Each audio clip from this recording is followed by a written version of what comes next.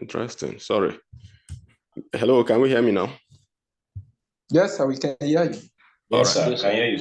All right. So we want to officially start, and then like I mentioned, or as we already saw in the flyers, the whole essence is to discuss how we could use LinkedIn as a platform to position ourselves for advantage in terms of scholarship search. Now, the idea is there are lots of scholarship opportunities that you get to see sometimes from websites, from friends, from Facebook groups, from WhatsApp groups, Telegram groups, and the rest of them. But they all lack in one thing. So in most cases, you fail to have that link between yourself and a direct link between yourself and the person who is managing the scholarship or who is responsible for giving out the scholarship. Now, this is where LinkedIn comes in. And, because it brings you in direct contact with those who are giving these scholarships. Now, I do not intend by any means to present slides. I just want to make this discussion as practical as possible. So if your video, for instance, is going to disturb you or maybe like disturb your network, you can just stay on audio, like turn off the video and just stay on audio. Yeah, and if at any point you can't hear me, you can just drop a message in the chat. I'll keep an eye on the chats and then try to see what comes up there at every given point. Yeah. So I believe all of us here on LinkedIn, I know Precious has a LinkedIn account. Samuel has one. I think I know Liberty has one as well. Nick, and I think I've seen you on LinkedIn also. So the reason I'm asking is because when we start walking into the details of how these things work, I will try to do a practical session of it, and it will be good if we're able to follow, through that process. Now, LinkedIn, as we all know, is considered a professional networking platform. It's a social media platform in its own right, but lots of people consider it more professional than social. So it's more or less for real-time professional engagements between, traditionally it was for people who were looking for jobs, between job givers, recruiters, and people who are searching for jobs. However, there are quite a lot you can do on LinkedIn. You can do sales, you can find scholarships, you can build your brand, just for anything. You can become whatever you choose to become on LinkedIn. In fact, in recent times, there is even an encroachment of entertainment into LinkedIn. So you are beginning to see people who come from the entertainment background, having a presence on LinkedIn and then creating a niche for themselves there. So essentially, what you need to do as a person is more like you are essentially becoming a salesperson on LinkedIn. However, you are not selling goods. You are not even selling services. What you are selling more or less is your skills and your desires. So your skills, your aspirations, or your desires, if you decide to put it that way.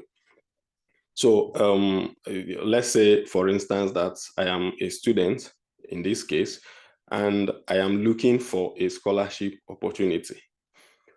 In this case, I know that when I get to LinkedIn, there are quite a number of people who are on LinkedIn that are in the position to give me a scholarship. Particularly, I know that almost every professor or almost every lecturer, doctor, associate prof, whatever they call them, whatever title they might have, are out there on LinkedIn. Then, like the flyer also mentioned, we are being specific today about the graduate assistantships. So these guys are all there, and every graduate assistant you can think of in this world works with one of these category of persons: a doctor, an associate professor, a professor, or whatever class of person the individual is. So what you are trying to do on LinkedIn if you intend to have a scholarship from any of these people is to make yourself visible to them. So you want to stay in such a position where these people can see you. You want to stay in such a position where they become interested in you. You want to stay in such a position where they become attracted to your profile. Now, but before they start getting attracted to your profile, you need to first have a profile, right? Because there is something that happens in sales. I'm going to be mentioning sales, I'm going to be mentioning scholarships because the ideas work together, sort of. It's a similar approach, but aimed at achieving different outcomes. And then because I have done sales to some extent while I was working in Lagos, I understand the mindset of people on LinkedIn when you try to push something to them. So when you do sales, for instance, you think of, you are coming from either the approach of pushing your products to the people, or you are coming from the approach of creating, a pool for the people to come into, come to you yourself. So you are not going out to the people, you want the people to be inbound. Now, neither of the two will be considered a perfect approach, but if you want to actually achieve success, whether it is in sales, whether it is in scholarships, that you need to create a balance between the two. So you want to push, but you don't want to be too pushy. You want to pull, but you don't want to stop at pull alone.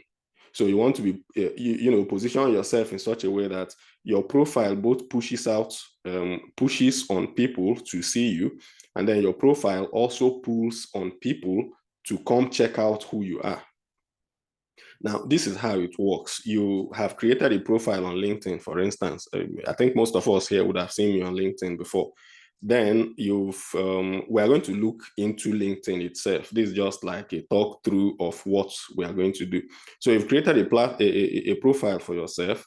You have your header, you have your profile picture, you have a description of what you do, your academic background and all that. Then if you want to push, then you need to be the one sending out connection requests every now and then. So I'm sending out a connection request to, in our case, a professor. And then I am telling the professor that I am Chukwuemeka Augustine. I am, maybe a student of so and so school. I have just finished with a first class or a second class, whatever class of degree it might be. And then I am interested in joining his research team for so and so period of time and for so and so kind of purpose. Now, the professor is in such a position to either say no or to say yes. But of course, a no is not a bad answer. A yes is also not a bad answer. Of course, yes is the perfect answer we're all looking for. But even a no is not a bad answer if we actually manage the no properly, because sometimes a no gives you an idea of what you need to improve on, or what you need to do right, or what you need to add to what you are currently doing. So you are pushing on the guy, you are, reaching out to several people. They are all there, tons of them on, from Lagos, from Abuja, from Aberdeen, from wherever, United States, Canada, just anywhere, Australia. So, but if you want to now create a pool, you want to have your profile set up in such a way that when somebody passes across your profile, the person wants to stop by and check out what content is in this person. How do you do that? A lot of people find it difficult to create content, right? But I struggle to see why any student who has completed a bachelor's degree, done his project, should struggle with content creation, because especially if you are talking of professional content creation, essentially you have done your project, you've done your thesis or whatever it's called in your school, you have written these things, you have passed it, you've graduated. In that process, you've done like a very long literature review, you've done experiments, you've done experiment analysis, you found results, you reached a conclusion and all that. Now, if you pick up your graduation thesis, for those who still have them anyway, you can create content from that document for at least 2 months consistently.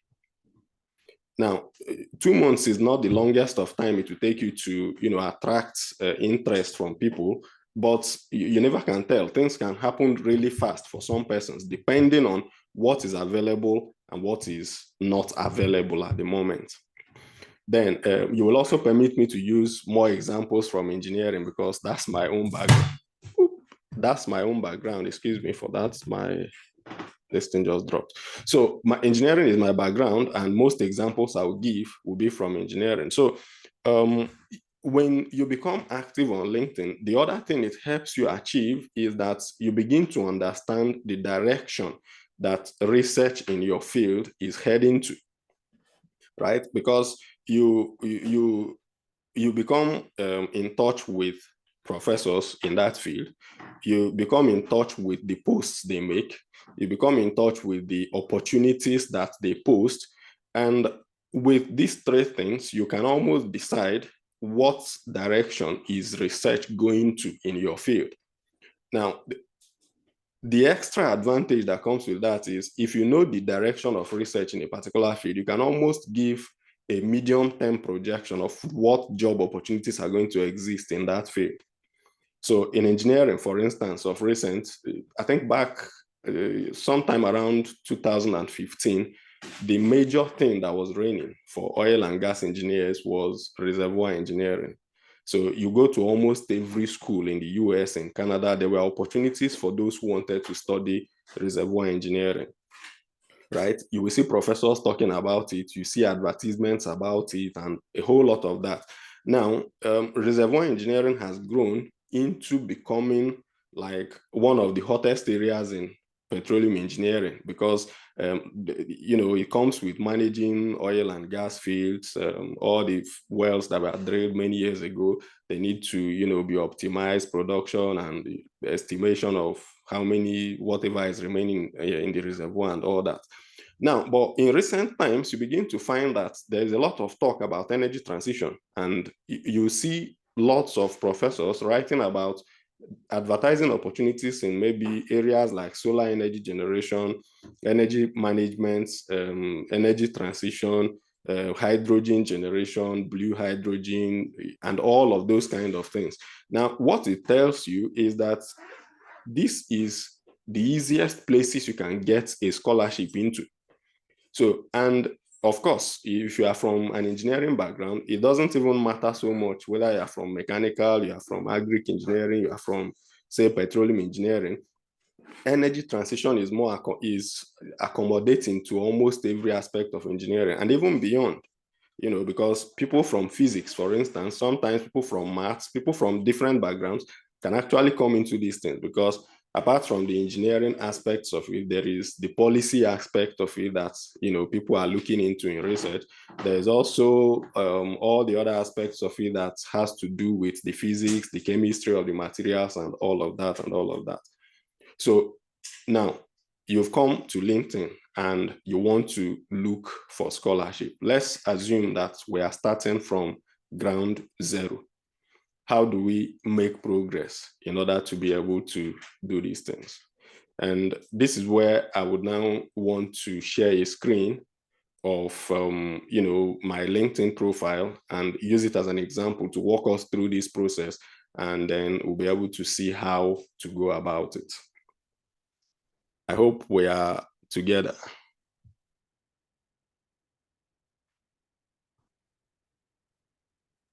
Yes, sir. All right. So where is it? Yeah. Okay.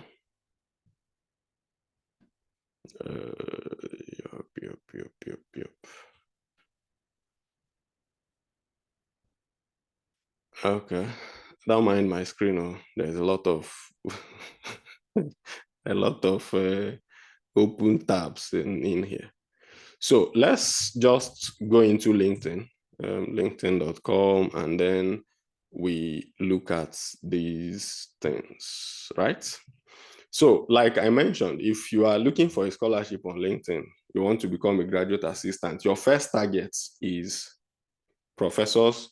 Your first target is doctors, associate professors, and people in that class. So the question is, if I want people who are professors and associate professors to notice me on LinkedIn, how do I find them myself? How do I get in touch with these people? Then, when I was after my National Youth Service, I was looking for a job. So essentially, I needed to connect with people who are in the recruiting business.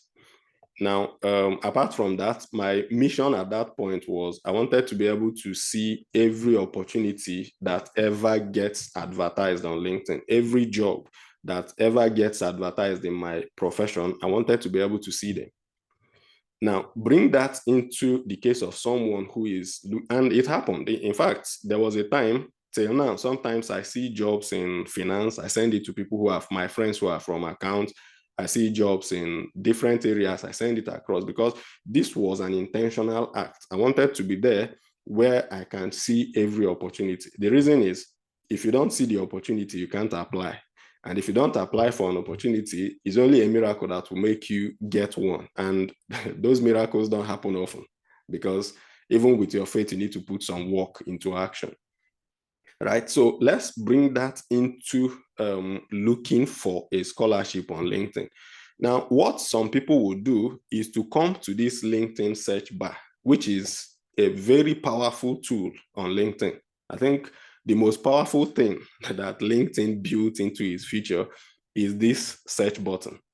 It's not just like Facebook where you come in and you search for somebody's name and it gives you a name. It's much more than that. I think, in my opinion, I would say it's the biggest feature that LinkedIn has got on the platform.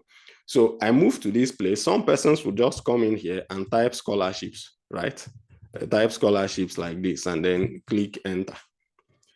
You might see a couple of things that are scholarships, but the point is most of the things you will see as scholarships here are either going to be scholarship groups, which again, as I mentioned earlier, are not the direct givers or direct managers of the scholarships you want to apply for.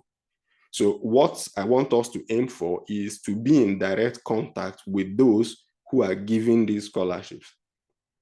Because there is no point going through a third party when you can get into direct contact with the person, like have established a first contact with the person involved, right?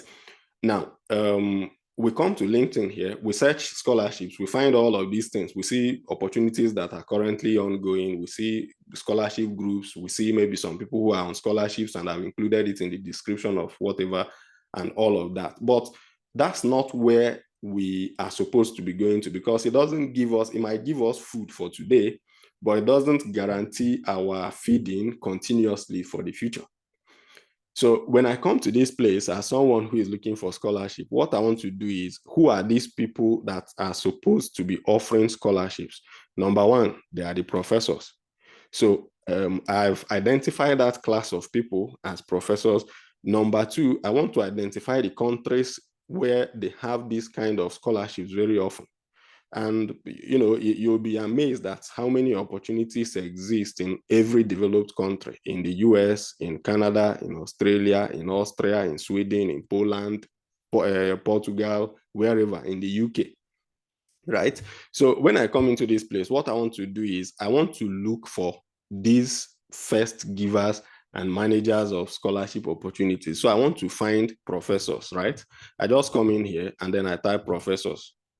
So yeah, what I'm trying to do now is to show us the power of the search button and how it brings you closer to what you want on LinkedIn, whatever you want. It could be a job, it could be scholarships, it could be just anything. So you enter professors there and then you just click enter. So if you have your LinkedIn account, you can just log into it and then we walk through these things together if your device lets you do that. Yeah, but if your device doesn't let you do that, this event is being recorded and I'm going to upload it on YouTube. It should have been on Facebook as well, but Facebook is playing around with our page for now. So I have entered the word professors, right? Now, the next thing I want to do is I want to click. If you look at this bar here, you will see people, you will see jobs, you will see posts, you will see products. Now, I am working on a laptop. If you open this on a mobile device, the outlook might be slightly different, but the content is still going to be the same, just that the positioning of things might vary slightly. So here I have professors, right? And then there are jobs. So if I go to this one that is jobs, what's going to show me there is job opportunities for professors, which is not what I want, right? So I go back because I'm not looking for job as a professor. I don't even have the qualifications, by the way. So now it's not products, it's not groups, and I'm not looking for professors and companies. What I'm looking for are people who are professors, right? So I click on people. People should always be the first thing coming up. Now, when I click on people, you will notice that everybody who appears here has the title of professor. I hope we are following what I am trying to show here. Yes, sir. Yeah. So now everybody who is here carries the title of a professor. The first person who appears here is a professor in the Faculty of Science Engineering. This is Swansea University, somewhere in the UK here. Now, this is going to be showing me people in the UK because I am currently in the UK. Then the second person is in Aberdeen, which is my own city. The other person is in Edinburgh, also in Scotland. And you just have these persons, continuously listed. Now, this is not where the search button stops. It gives you the opportunity to even go deeper into the search. So now I want to streamline based on locations, and then I go to locations, right? When I come to location, let's assume that I don't want to see professors. I want to see professors who are just in the United States.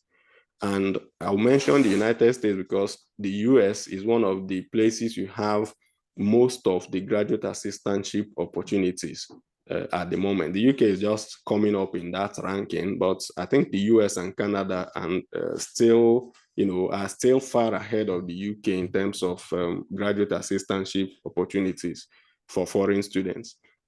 Then let me just pick the United States, for instance, and then I click on show results, as you can see.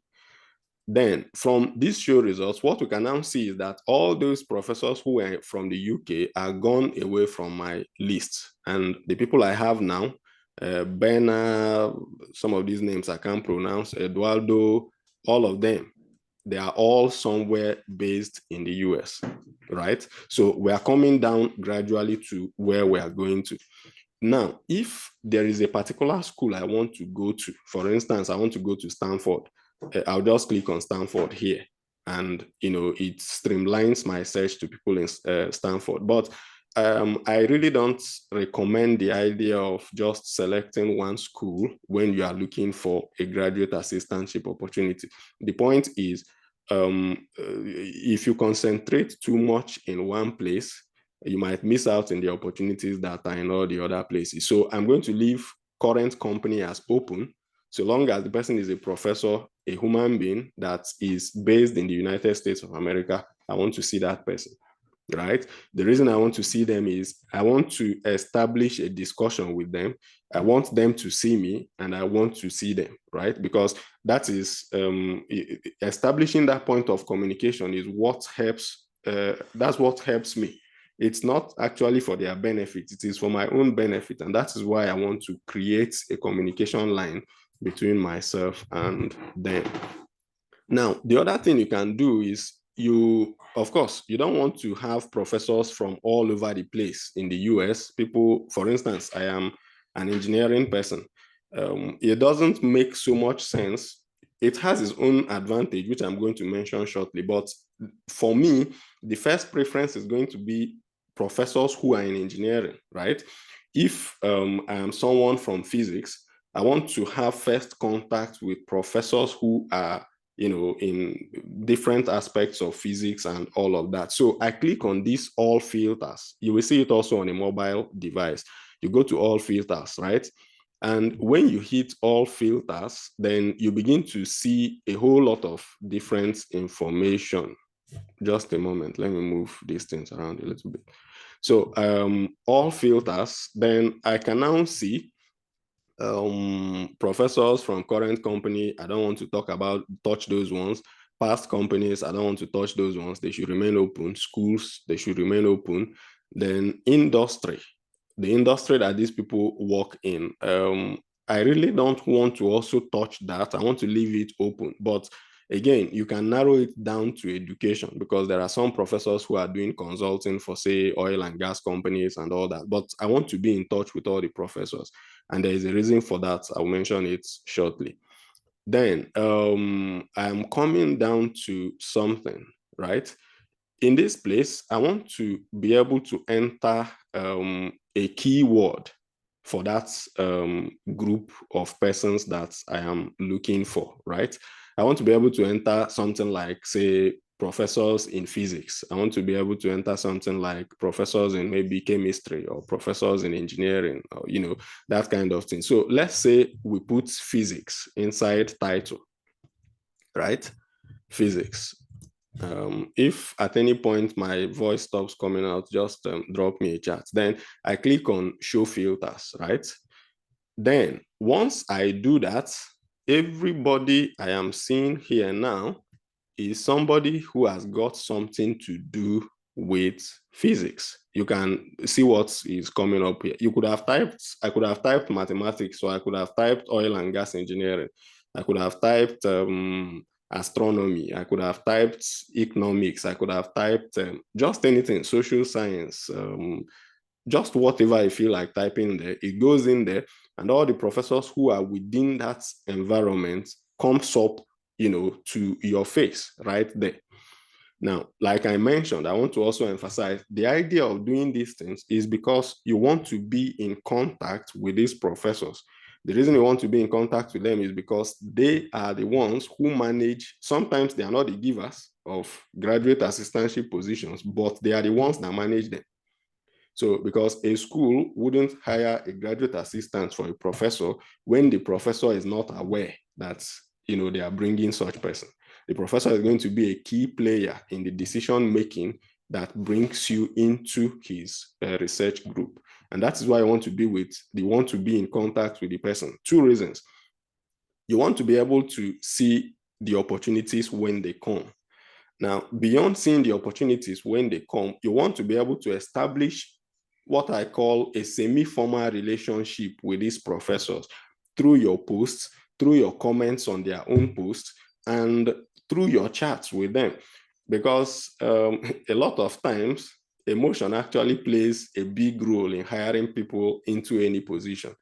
And, you don't really get to influence or affect somebody at an emotional level if there is no contact between the two of you, right? So you want to see the opportunities, you want to be able to apply first, but beyond that, you want to also be able to establish a semi-formal relationship with these professors such that they have you in mind whenever an opportunity comes up. So here we have all the professors in physics in the United States who are on LinkedIn. And who have used the word physics somewhere in the description of their profile on LinkedIn, right? So I have come to these people. What do I do? A lot of people will just come to this place, and what do? They go straight to click on send friend request, click on connect, right? Now, this is because you will see some things here because I'm working from a laptop. On a mobile device, you might not see some of these things. So I click on connect. And then when I say connect, LinkedIn is going to ask me a few questions. Do I know the person? It doesn't matter. You can say no, except for those who have locked their accounts such that you can't send them a connection request without an email, without knowing their email address. You can leave it.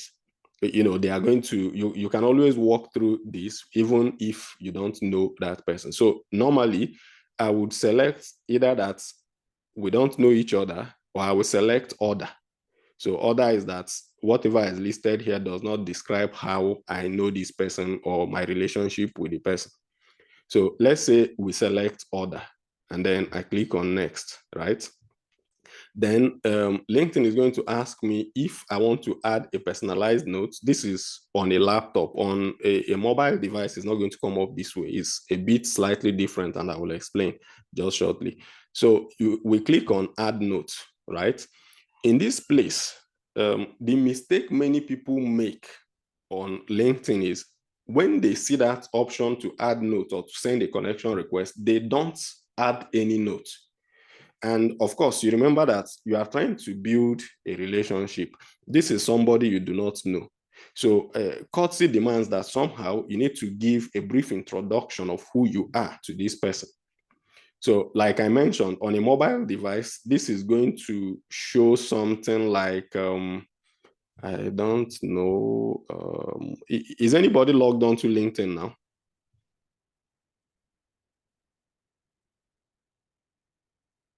Is anybody in the chat logged on to LinkedIn? Yes. Okay, Yes, sir. so who is there? Victory. Okay, yeah, I'm just trying to see if any of you can share your screen so that I walk through this more properly. Or let me see, just give me a moment. Let me join this meeting on my phone.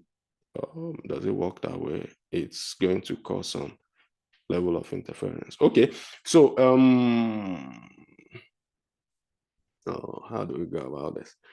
All right, so I think I saw somebody here that I know. So we can do that later now. We can continue with the meeting. Okay, all right, so let's just continue with what we have here. So if, for instance, you are working on a mobile device, what you are going to see is that you will have your, instead of when you see this connect and you click on it, it will just take you straight to, it will just send a direct connection request to the person. Unlike on a laptop where it's going to bring out all of these things for you. So when you work on a mobile device, normally what you should do is to open that person's profile. So I'll click on, let's say the first profile now, and it opens, right? So this is the guy, and this is what you do when you're on a mobile network, on a mobile device, because mobile devices, most times when you go from where we were and just click connect, it will send a direct connection request without providing that room to add some notes to it. So when you open the person's profile on a mobile device, it's going to show you, sometimes the arrangement can vary. It will show you connect, show you follow, show you whatever it shows, messages and all that. But you want to come to this point where I'm pointing at now. You are seeing more, correct?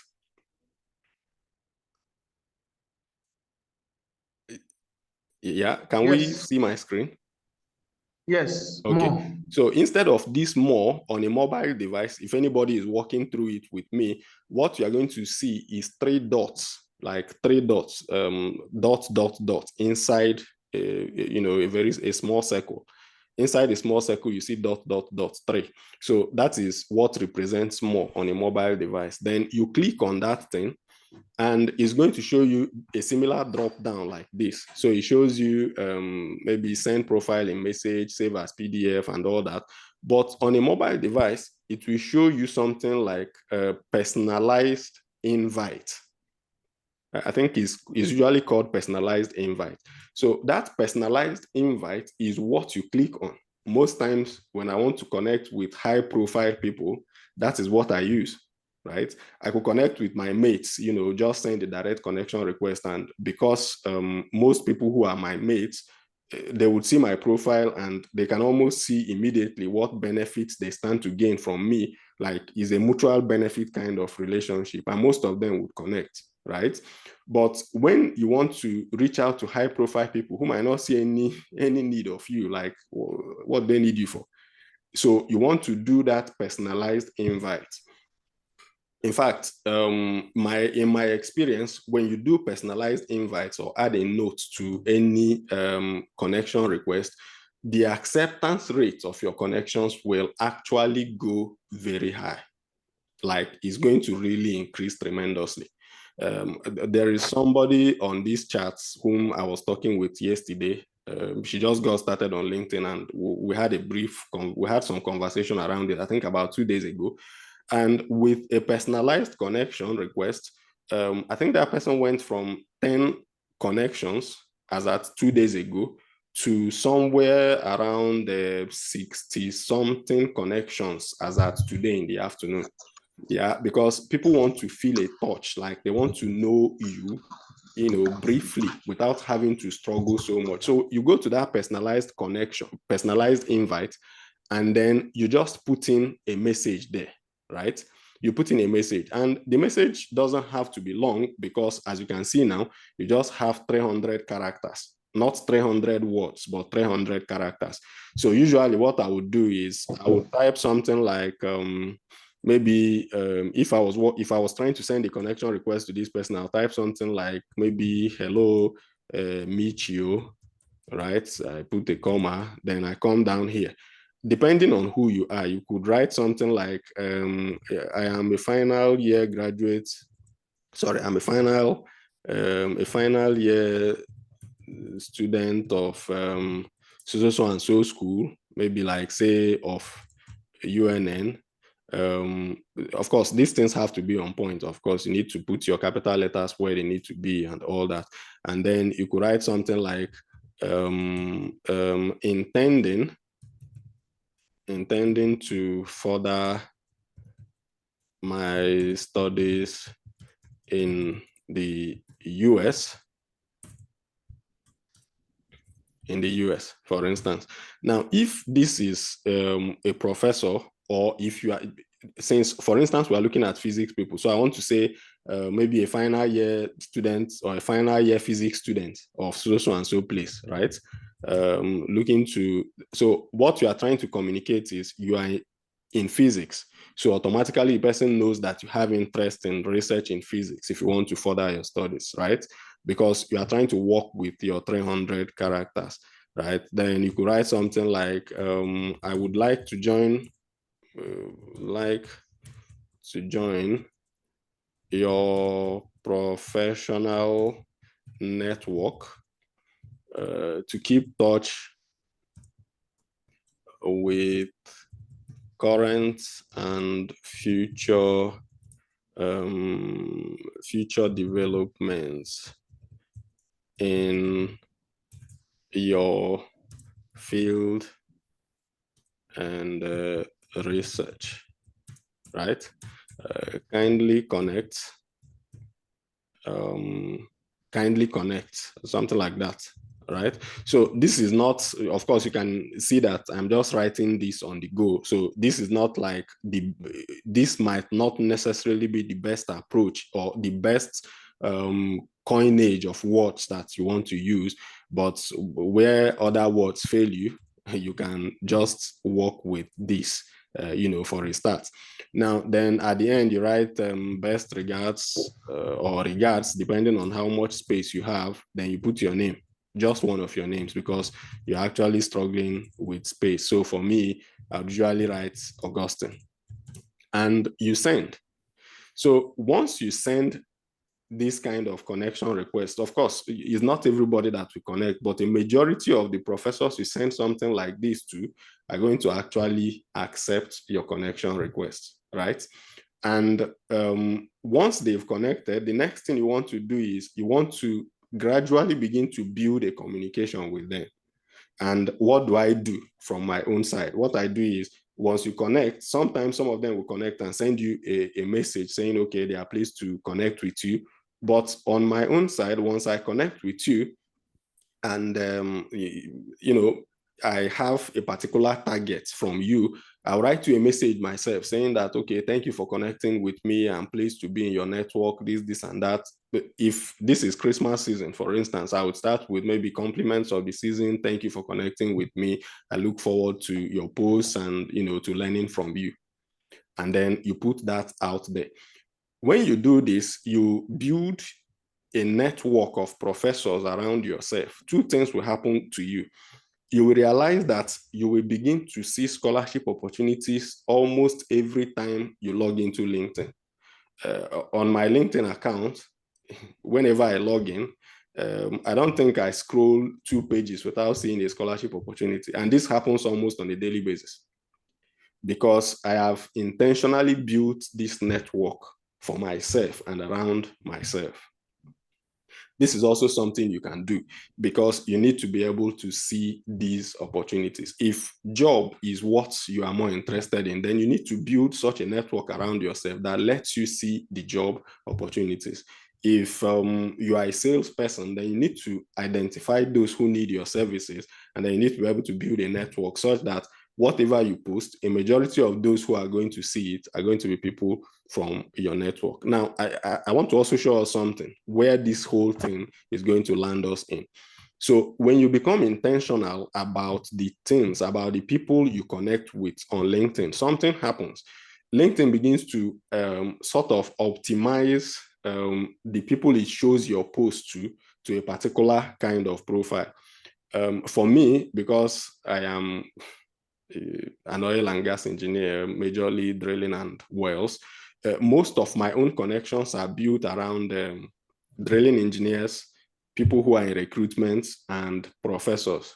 So if I write any post, for instance, on LinkedIn, this post that's maybe like is done like 6,000 and something impressions, when I click on it, if you look at the analytics of those who are following that or who have seen that post, you will realize that a majority of them are people from drilling. So you see drilling engineers, well engineers.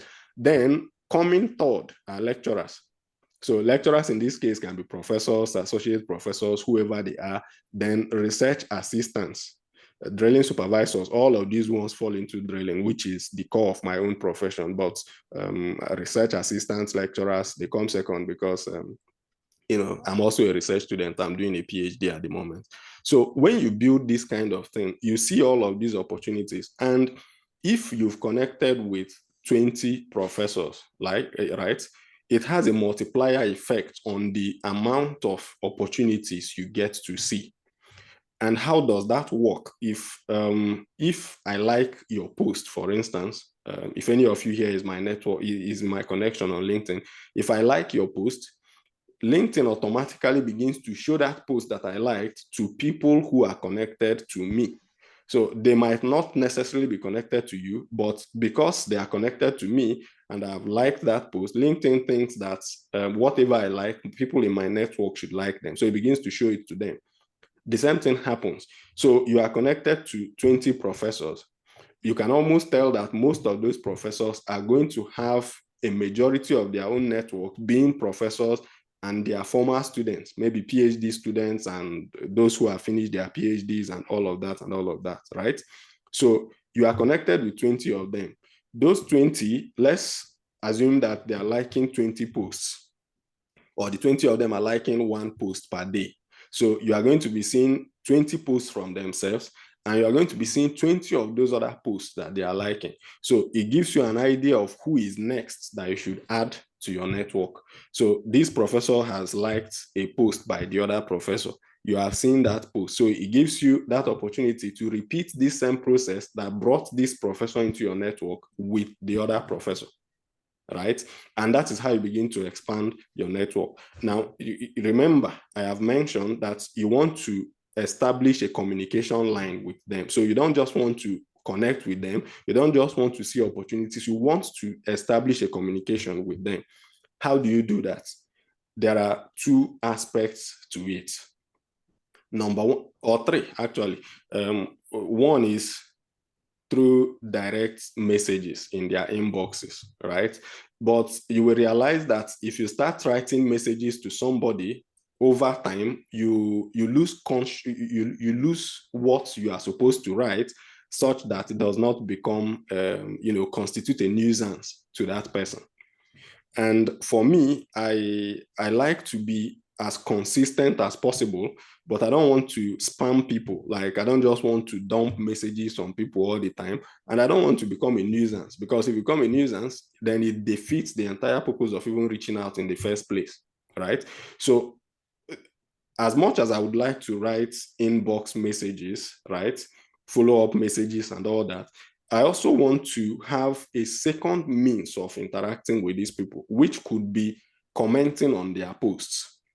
So if I want to connect with somebody is very important to me, I want to catch that person into my network, and I send a connection request, he's not responding. what I would do sometimes is to go to that person's profile, open his activities, right? Open his activities. So if, let's say you stumble on my page, on my profile, and then you see all of these things. So if you open this profile completely, you will see somewhere that says show activity, like this is show all resources. So if you come down, you will see something like show all activity. This does two things for me. It lets me know whether this person I've connected with is actually, or I'm trying to connect with, is actually active on LinkedIn or not. If the person is active, there will be activity. If the person is not, you won't see, maybe you'll be seeing the last activity like 2 years ago. So that fellow may have died, the fellow may have retired, or anything may have happened to the fellow. He might have lost password to the account or just anything. So I want to look at the activities of the person. So I'm trying to connect with this person. He's not responding. So I come to his activities and I begin to either comment on the things he has commented on, or like the things he has liked, or I go directly to his posts. So when you open this, you see all activities, you see articles, then you see posts. So I want to go to his posts, right? And I begin to like everything that he has done, or some of the, not like everything per se, because it will become obvious that I'm trying to chase him.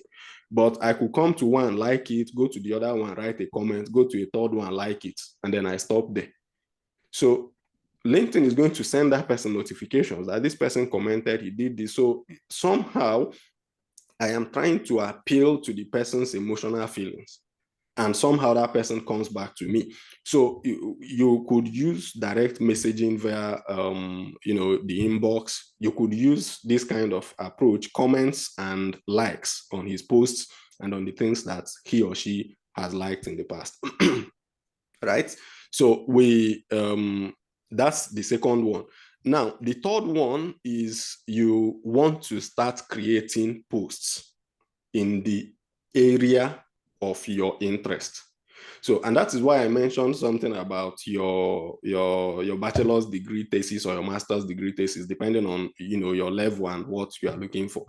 Now, again, it's also important to emphasize that there are several graduate assistantship opportunities that people can apply for even without a master's degree, because most times in Nigeria, we are stuck into this system of if you have not done a master's, you can't do a PhD. If you've not done a bachelor's, you can't do a master's and all that. In some other countries, it's not as strictly as it's not followed as strictly as it's followed in Nigeria. So you'll find people in the US. In fact, I know 2 Nigerians from University of Benin. I think both of them were from Petroleum Engineering Department that got direct PhD scholarships in the US. So what did they do? In fact, one of them got it before he even finished his youth service. He was doing youth service at the time and he had gotten the scholarship. So it's not that you don't have a master's degree does not stop you from applying for big opportunities.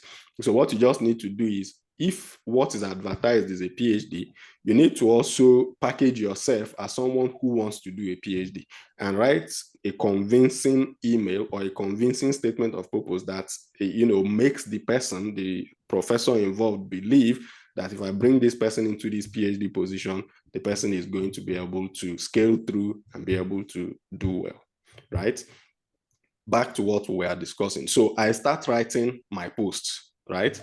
Now, if, like I mentioned, because most of the people in my network are oil and gas engineers and, lecturers and all that, if I write a post that is directed or targeted at oil and gas engineers, right, I will see a very significant jump in the number of likes. And what does it show to these people? It shows that you have a mind of your own, right? Because sometimes a PhD is more about writing and reading. It's not even more about going to classes and passing exams. It is more about your ability to sit down, look at information, extract content from it, write about them, report them, and a whole lot of all those kind of things, experiments and the rest of them.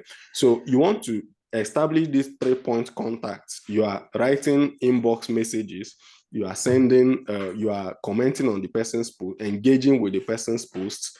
And in addition to that, you are also creating a presence for yourself, on LinkedIn.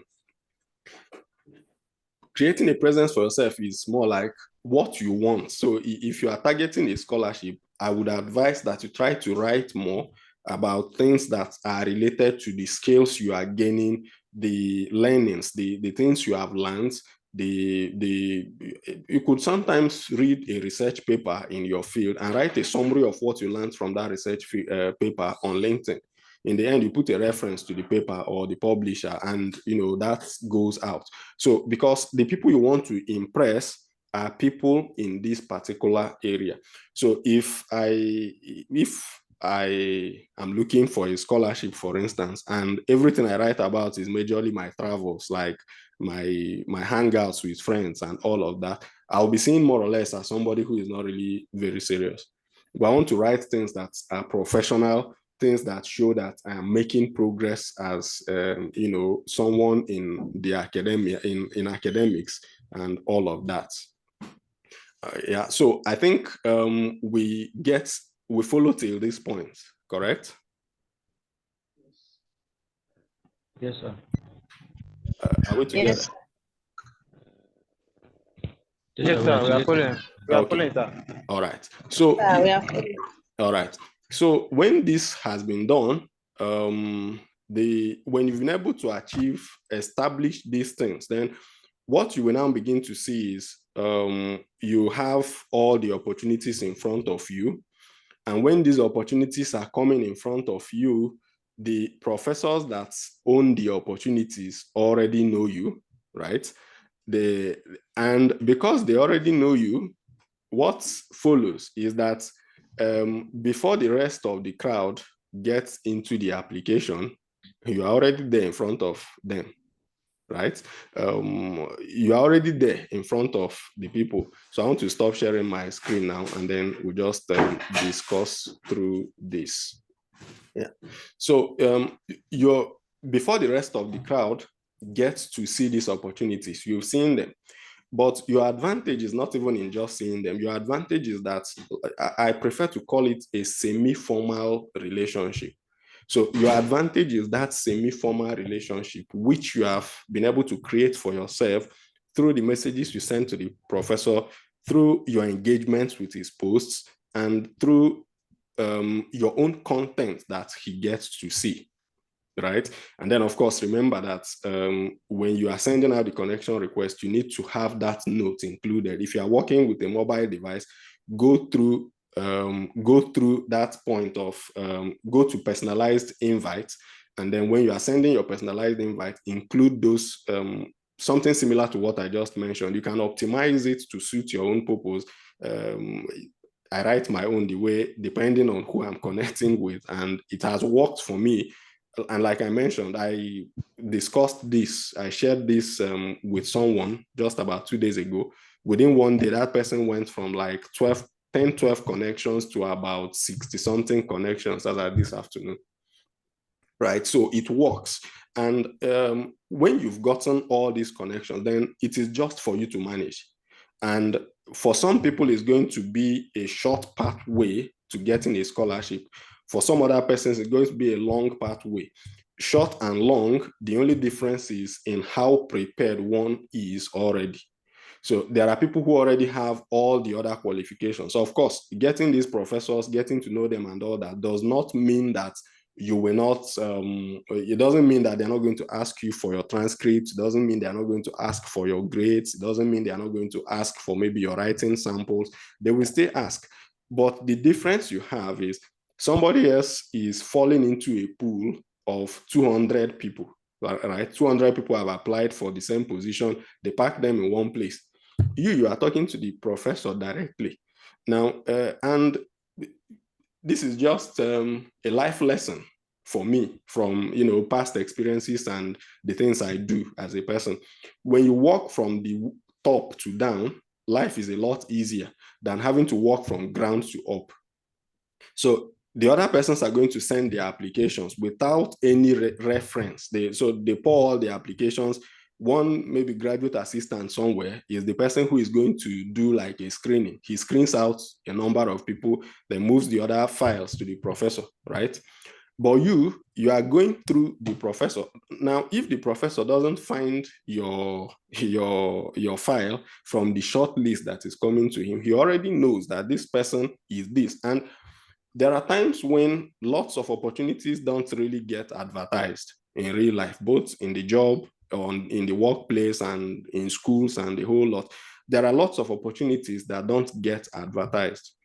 Recently, there's a guy in my school here. He's just finishing his master's in I think information security or so, and he wanted a PhD. He went directly to the man who was supervising him. They discussed. I think the man had, in fact, he had an idea of a PhD position that was coming up, and then made the guy do a master's project along that line.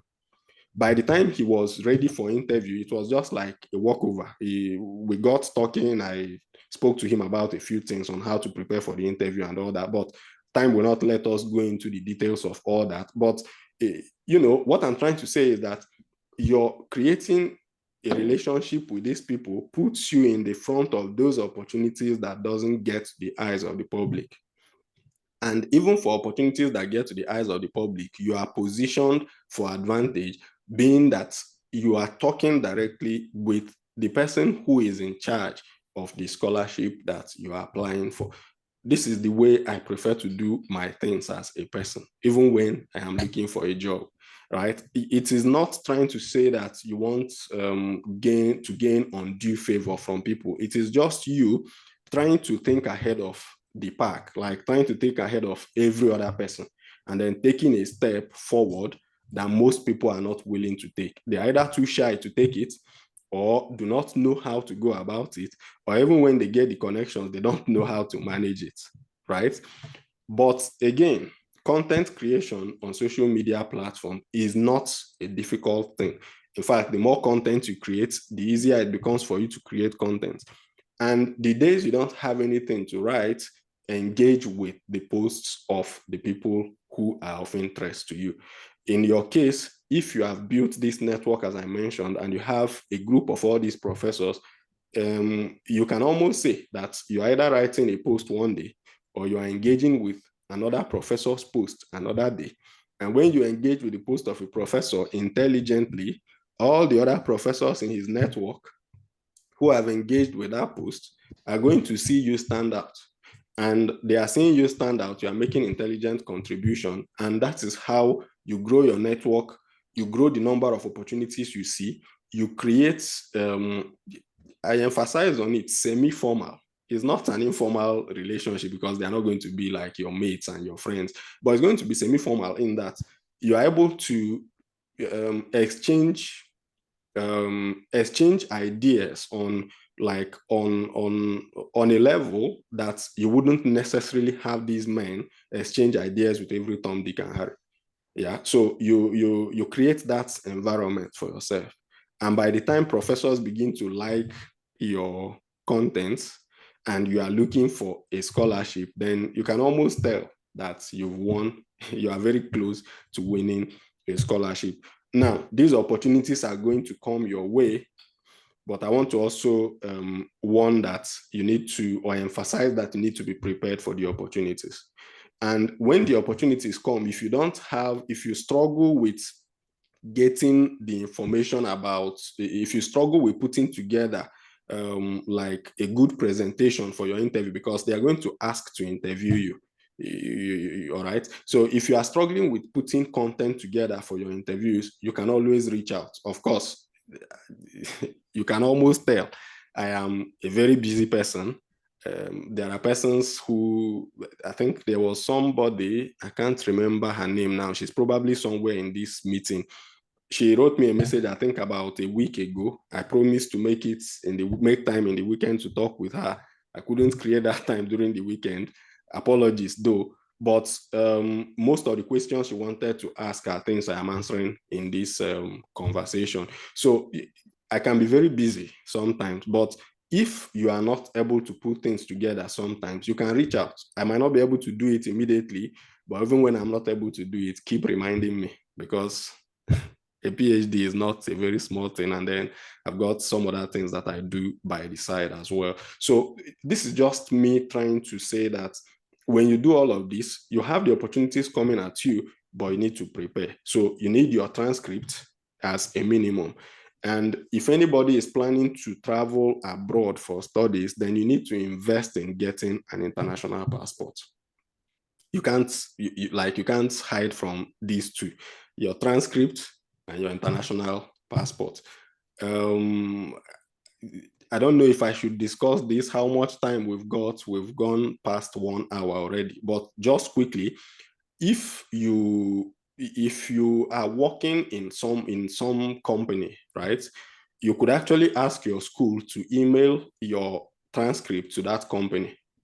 And I remember when I was working in Lagos, 2 guys that joined the company from University of Benin, that was practically what they did. So the school will send it to your company, and then from the company, you can take a scanned copy of that transcript, and then be using it for your application, so that you don't always have to pay your school for every single time you apply to a school. So you can use that as maybe unofficial transcript, and then when you get the admission, the schools will then ask you to send your official transcript to them.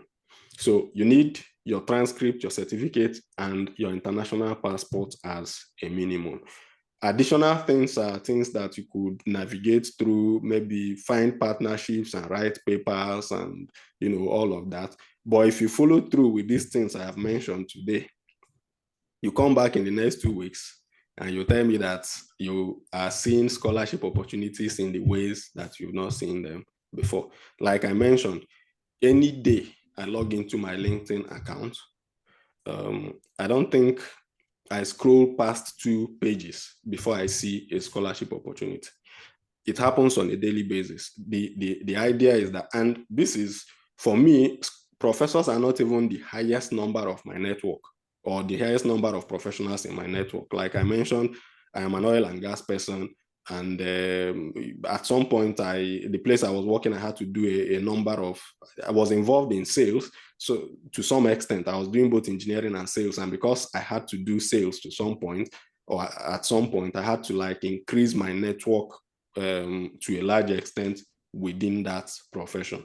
But yet, I'm able to see these opportunities. So if you make a conscious effort to build your network around this, then certainly there is no way you are going to be seeing opportunities every day. And you will be optimizing yourself for these opportunities. You'll be preparing for these opportunities. You'll be engaging with the people who are sharing these opportunities. And certainly you are going to get one. It's not rocket science. I don't know how many of us are Christians, but I like that Bible passage that says, "Seek and ye shall find." Yeah, just seek. Seek, look for it, keep knocking on doors, continue to knock. And then when the door opens to you, be specific about what you're asking for. If you want a graduate assistantship, when a professor opens the doors to you, let him know that this is what you want. There are lots of times people tell you take a while to build a relationship, take 2 months, take 3 months before you make a request. It doesn't work that way in many cases. I have had a situation where I got connected to the vice president of one department in a company here in the UK. I needed something from the company. I got connected with him. I sent the connection request. I think within 30 minutes, he responded. My first message to him, of course, pleasantries, I greeted him. But even in that first message, I had to pass across what my need was. The reason I do that sometimes is because these people are actually busy. They don't have time for hello, hi. Most times, if you send me hello, hi on first time chat, you just write hello and drop it. I respond because I'm a gentleman. But many people wouldn't respond because actually, once the doors open to you, be specific about what you are looking for. Don't be arrogant about it. Don't be too pushy on it. But with the greetings and the exchange of pleasantries, include what you are looking for. If the person can do it, he sends you a message that he can. If the person cannot do it, he might ignore it, or he might tell you he cannot, but do this instead. And your experience with our people in Nigeria shouldn't discourage you, because the people you are looking for are outside Nigeria, and their behavior and their reasoning is slightly different. And the example I was giving, I reached out to the man. Within 30 minutes, he came back to me accepting the connection request. I sent him a message stating what I wanted. And then he sent me a response saying that I should send him an email. I sent an email, he responded, copied the person who was supposed to help me because he's a big man. Vice president of a department in a company is not a small person. So it's not somebody that will be interacting with me like, hello. But we still even chat. Once in a while, I send him a message, he responds. I am not spamming his inbox. We exchange messages when it is important. But the point I'm trying to make is when the doors open to you, be specific about your intentions. Don't make it vague. Straight to the point. I want this, and this, you greet. And then you mention that you are interested in graduate assistantship opportunities under him. Mention what you've read about his research, mention what you've studied about him, and then include that you are interested in this. When you do these things, and of course, I'm a Christian, I believe a lot in prayers. You back it up with prayers, and you will see the outcomes turn to your favor. If you are even, in fact, when I was doing my bachelor's in Russia then, prior to my graduation, I already started applying for master's degree opportunities. What we don't seem to know in Nigeria, because the structure in Nigeria is you graduate, you wait, do clearance, go for NYSC before you can do masters. It doesn't work that way abroad. So if you're in your final year, for instance, you have your first semester final year results, you can ask for a transcript from your school. And with that transcript, you can actually start looking for master's degree opportunities abroad. You don't need to wait until you are done with all them NYSC. Nobody asks you for all those things abroad. They are important as long as you are within the territories of Nigeria and as long as you want to work within the territories of Nigeria. But it doesn't stop you from going for your master's, getting your master's, finishing your PhD, and then coming back to do your NYSC if you so desire. There are people who don't do it. There are those who, they just finish and they want to mind their business and become citizens of other countries, come back to Nigeria as expatriates and probably, get the NYSC thing waived from them because they are coming as expatriates and, all of that. But this is not to discourage you from doing the NYSC. I am just trying to say that you don't need to even wait till you graduate before you start doing the things I have mentioned today. And I think that is where we cut it. So you push, you pull, you build, and you build a semi-formal relationship. Push, pull, build a semi-formal relationship. These three are like the three stands on which you can get practically anything on LinkedIn. We could talk about jobs another day. We could talk about selling things on LinkedIn another day because I used to sell training services to people on LinkedIn. And in fact, even when I left the company, after I left the company, I was still closing deals for them. Not like very big deals per se, but I was still closing deals for the company, even when I was no longer in Nigeria. In fact, even till maybe this coming year, people might still be contacting me to, sign up to those training courses. The idea is push, pull, build an informal relationship. And I think that is where I want to end and take questions for the next maybe 15, 20 minutes, depending on how many questions we get. Thank you for joining. And then your questions.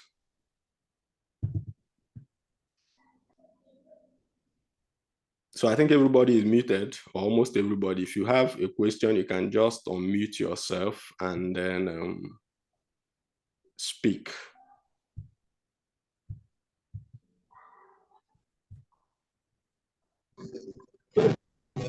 My question is on the. My question I don't know if you can hear me. Hello, Ekarika, I think you are speaking, but your voice isn't coming out very well. Sorry about that. It's because of where I am. I'm in a very noisy place now. But please, I just leave. I hear my voice. Can you hear my voice, sir? Yeah, I can hear you. Okay, my question is I've really learned a lot in the class. Then I want to understand something about, you know, in the in the process of creating a connection with them. Yeah, is it possible under their comments, maybe when they make a post and you want to comment on their post, is it possible to ask? Hello, sir, can you hear me? Yeah, your voice is breaking, but I think I'm getting the point you are trying to make. Whether it's possible to Yes. ask some questions. Yes, like under their post, if you see them make a post, maybe in the point of trying to create a connection with them, can you ask them questions? Maybe when they make, they give an information that you don't really understand, you don't get a clear view. Can you just maybe under that comment, can you ask them question, or you go into their inbox to ask them question? How do you come about that? That is my question. Okay, so I think this is what I would do. It depends on the nature of the question I'm trying to ask. If it's something that is going to be personal, I would rather go to the inbox. But if it's a general question about the post they've made, I will ask it on the comment section, because there is a mindset around social medias. Everybody who writes a post wants as much interaction on that post as possible, because the more the interactions, the more the visibility, the more the visibility the person gets. That's why, for instance, you see people make posts on social media sometimes and close it with a question, because they want to bring you in to comment on the post so that the post can get engagement. And in fact, sometimes when you comment on somebody's post, the person comes to say thank you and how are you, right? Or thank you. Sometimes I do it too. I can write maybe thank you and happy new year, because when I tell you happy new year, courtesy demands that you come back to me and tell me happy new year in the same comments, right? So we are keeping that post, in the eyes of the public for as much as possible. So if you're asking a professor a question based on what he has posted, he is going to be very interested in answering it for two reasons. One is it increases visibility, and two is it establishes him as an authority in that field. And when you ask the question openly, you even get to see alternative opinions, and who knows, that might be where your answer comes from. So by all means, be open to asking questions as much as you find them. I hope Hello, that good evening, helps. sir. Yeah. Samuel, I can. Hello, good evening, sir. Yeah, evening, everyone. Okay, thank you, sir. I understand now. Thank you so much. Okay. Thank you. You're welcome, Ekarika. Hello, sir. Yes, I can hear you, Samuel. I have all right, I note it. I have plethora of questions, but I actually want to narrow it down to just 3 or 2 there, as the case may be. Okay. I've been following up this scholarship of 18 on LinkedIn, but all of a sudden I've discovered something. There are a lot of scam accounts there are a lot of fake accounts on LinkedIn. Like you will see this one, drilling engineers, because I was looking at how I can build my career by getting practical knowledge. But I discovered that most of the accounts are fake accounts. Why? In the course of our conversation, I discovered that most of the things I know, they don't know. And at the end of the day, they will be bringing up opportunity, demanding that you pay money. So I just want to ask, how can one get to know real accounts and not just real account, probably because there are techniques of following up people and getting the real result. Then the second one, I'm a petroleum engineering graduate. Like you said now, the field of research is actually tilting towards the energy transition aspect. So when I've been making my research, doing my homework, I discovered that this energy transition in most advanced countries like the US, UK, and Canada, the energy transition, they don't have master like petroleum engineering under it. They don't really have it. It's those people in environmental engineering, earth resources engineering that are actually running masters for anything that concerning the green technology. So I am a bit confused, like, because I actually want to have this kind of follow up the petroleum engineering field so that I can be registered, not like someone studying petroleum engineering and the end of the day digressing. But I've seen that in the field of reservoir engineering, opportunity is going down here, and the green energy is where the opportunities are now.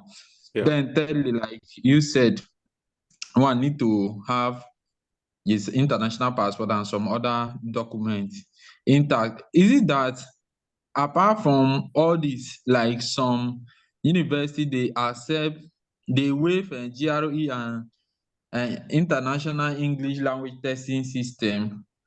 Like, are there many like that? Oh, okay. Thank you. So I think we start from the last question. For instance, you can get admission into almost 99% of the schools in the UK without a test for English results. All you need to do is, in the worst case scenario, there are some, I think University of Manchester most times would insist. But in my case, I've had admission into a couple of schools in the UK, but the most recent ones, which was Robert Gordon and University of Aberdeen, I didn't have to submit any test of English. What I did was because, and in fact, this is a situation where my bachelor's degree and my master's were not even in English language. I studied in Russian language, master's, bachelor's, and all that. But what I did was, when I came back to Nigeria for youth service, I was serving in Akwa Ibom State University. And then, of course, English was the medium of instruction and all that. So when it was time for apply, they requested for test of English. I wrote back to them that I think they should waive it for me. So you just make an appeal saying that for so and so reason, you studied in a country where English is the medium of instruction. Maybe you have done presentations in English before, you've done this. Just convince them that you know English and they will waive it, particularly in the UK. In the US and Canada is a bit more tricky for those who are coming from Nigeria. But nonetheless, there are schools, I can't say how many they are or how popular, how common, but there are schools in those places that would waive those things for you. GRE particularly is an American thing and a major requirement for people in engineering. But there are schools that also waive GRE requirements for people. So it's more like going to be on a case-by-case basis. Then for petroleum engineering and moving to energy transition, in fact, the person who set up this meeting, I don't know if she's still on the call. We were schoolmates in Russia. Her name is Precious. Maybe you can find her on LinkedIn and follow her. Afolabi Precious is her name. So we finished from the same school in Russia and all petroleum and gas engineering. But from that point of graduation, she did NYSC, went to do her master's was somewhere in energy management, and the current PhD she's doing in Canada is also somewhere in that energy management space. What happens is it doesn't take you away from the oil and gas dream, because the oil and gas companies are also modifying slightly and having departments in those in the field of energy management. Some places they call it energy management, some places is energy transition, some other places it is renewable energy like hydrogen and all that. But the question is, why did we all go to school in the first place? It's essentially to be able to gain knowledge and ultimately to be able to put food on your table. That's like, it's basic for almost everybody. So there is passion. Personally, I was going to be an electronic engineer by all means. In fact, at the point I finished secondary school, I was learning computer maintenance with the aim of, my vision then was to build the first Nigerian-made computer. It was a very big vision, but I was working on it actually, because when I went to learn computer maintenance, I was very much interested in understanding the motherboard, which was like the basis. And I did 1 year in electronic engineering in UNN. I left, got a scholarship, left, became an oil and gas engineer, and for life, you know. So if, for instance, you go currently, my master's was in well engineering, drilling and well construction. But currently I'm doing plug and abandonment, which is not even, my aspect of plug and abandonment is materials. So I am more or less becoming a materials engineer. But this is materials engineering being applied to oil and gas engineering. It's also another thing that many people don't understand. Your mind needs to be open to how do you apply who you are to other fields? So how do other fields apply to your own field? And when you spread out it's like somebody has done physics and the person wants to be looking for nuclear physics, atomic physics, like he wants to be looking for Newton's law, opportunities in Newton's laws. You might not get those things, but if you look a little bit towards engineering, you begin to see things like the place I worked before, there was a time we needed to hire people into a particular research group, and it was a research in mechanical engineering. But that research in mechanical engineering needed a lot of people it needed a lot of mathematics. They call it stochastic optimization. I'm good at maths, but I can tell you that maths is conk. So what did the office do? Those of us who were engineers were not very interested in the research work because for us, we were engineers, we wanted to be engineers, right? But the office brought in two mathematicians from Uniben. In fact, if anybody here is from Uniben, you might know the people if I call their names. One was best graduating student in maths department. The second was his second best graduating student that year. They brought them into that team. They pushed that research faster than any engineer would have pushed it. So for me, I am doing something called materials engineering, but applied to plug and abandonment of oil wells. Because I know how oil wells function, it is easy for me to make progress in that field. There are things the ordinary materials engineer wouldn't know, but I will understand because I can see the well even when I'm sitting. Like I can tell you what happens in the wells kilometers down while I'm on surface. The materials engineer might not know that. And because of that, it positions you for advantage. So it's either you are doing your field or you are doing something that applies your field or applies to your field. For people who use fake accounts, the way if I think I want to build a connection or connections around a particular area, you could choose to either search by companies, like the search we did just now. You could go there and type Shell. So, or you could type drilling engineer and narrow down to those who are working in Shell. And if the guy is working in Shell, there is a big chance that most people because profiles are linked to companies in which people work. So if I streamline to people who are working for Shell, working for ExxonMobil, working for maybe Midwestern and all the rest of them, then I am closer to, sieving out all of those fake people. I think since I joined LinkedIn, there's only one fake person that has tried to defraud me on LinkedIn. And funny enough, the guy was using the name of a popular politician in Akwa Ibom State. So I had to reach out to the politician on LinkedIn, a one-time governorship aspirant. What's his name? I think he's from somewhere around the Kotabasi. He was in APC some time ago. I can't remember his name just now.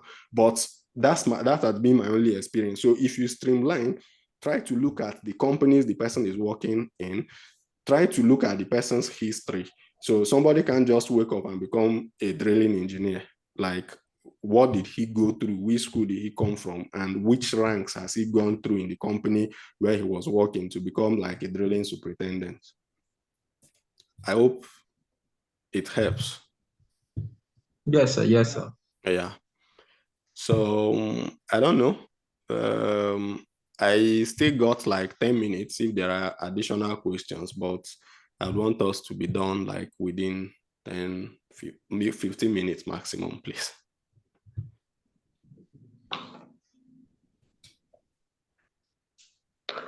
Are there any other questions or?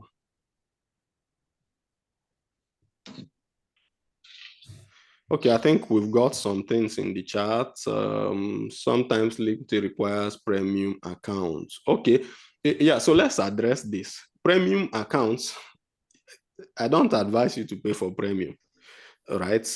the reason is premium accounts are really expensive. You'll be spending like $29 a month. And I have tried premium before, not like paid one, but the free premium trials that they give. I don't really see so much advantage to it in this particular regard, in the regard of finding scholarship. If you were going to be doing sales, then you can think more about premium. But for the purposes of scholarship, you don't really need the premium accounts that much. Yeah, if somebody is on premium and you can't send a connection request, then use the other method.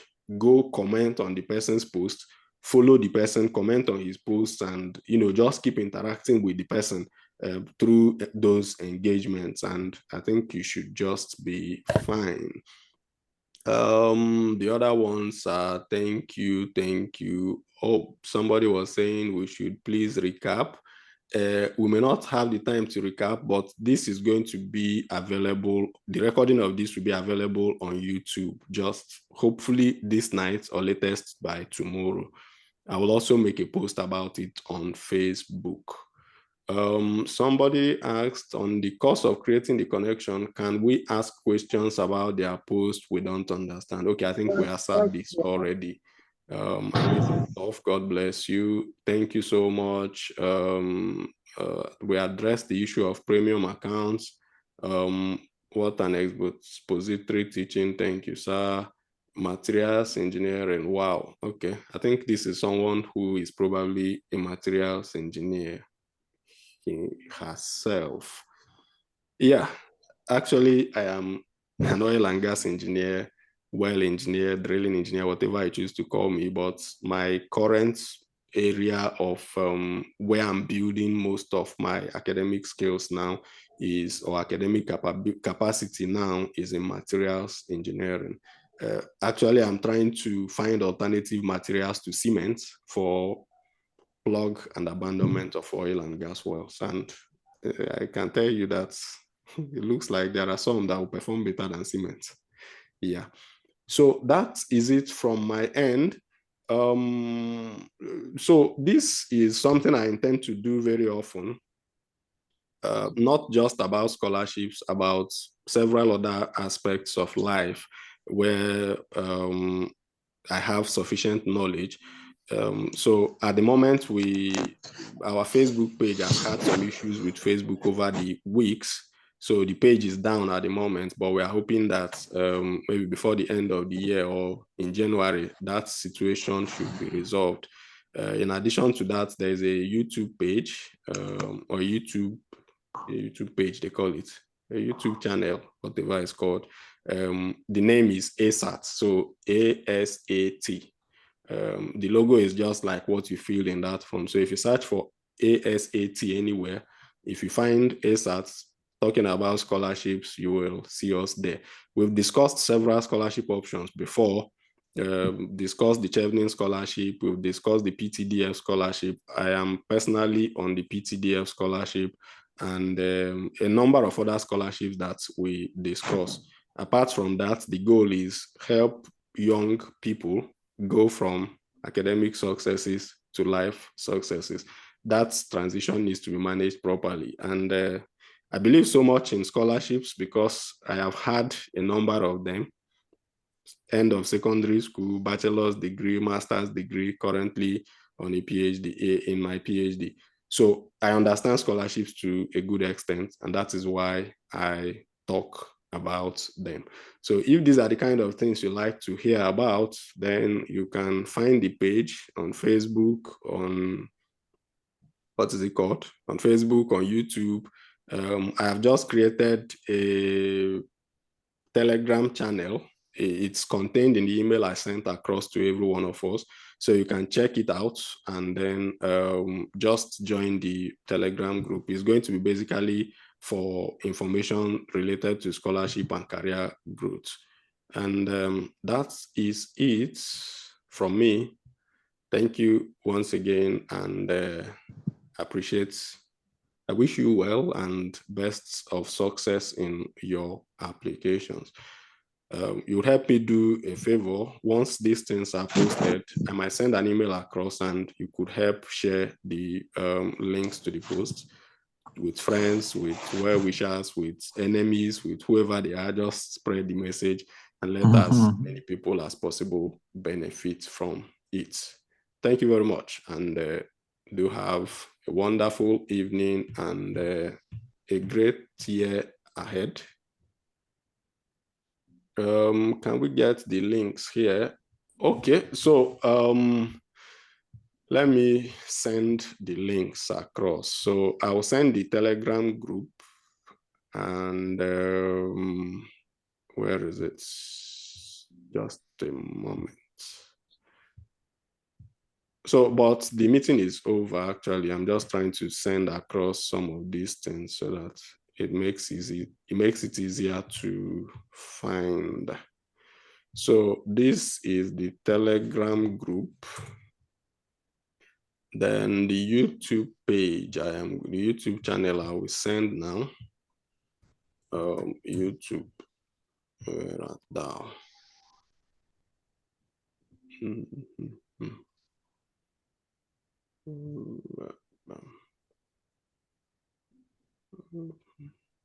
Just a moment.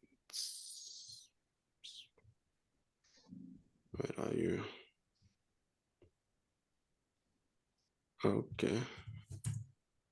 I will get that now.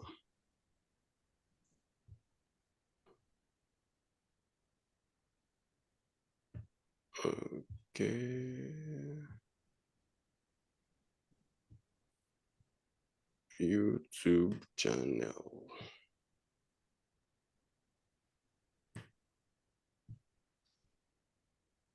So this is the YouTube.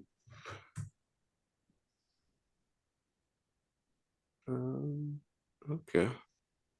Sorry. Send to everyone.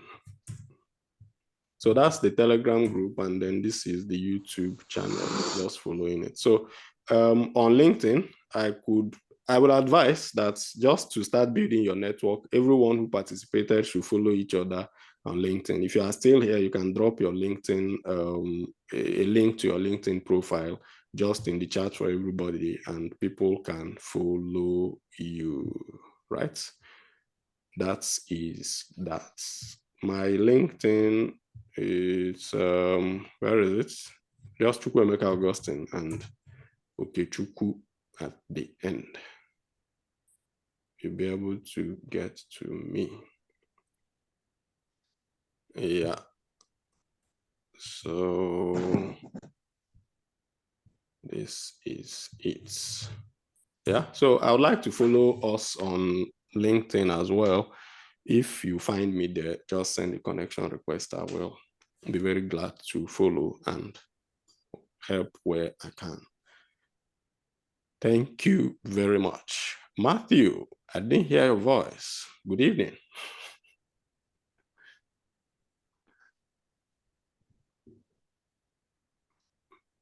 Okay, good evening. Yeah, thank you very much. How are you, sir? I'm good. How about you? All right, thank you. Yeah. So the meeting is over, and then I've dropped the links to the places we could go to. The YouTube link seems not to be highlighted for some reason. Let me just see. So, but those are the things. You can drop your own links to your accounts there so that we can also follow one another.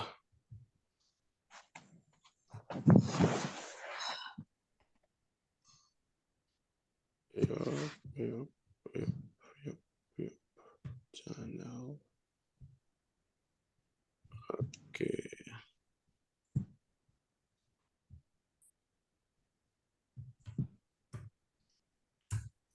Yeah, that's the YouTube.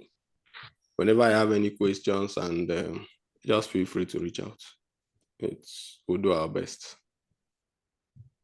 Thank you, and good night to all of you. Victoria, I think this is the Victoria I know, probably. Akwa Ibom State University, right?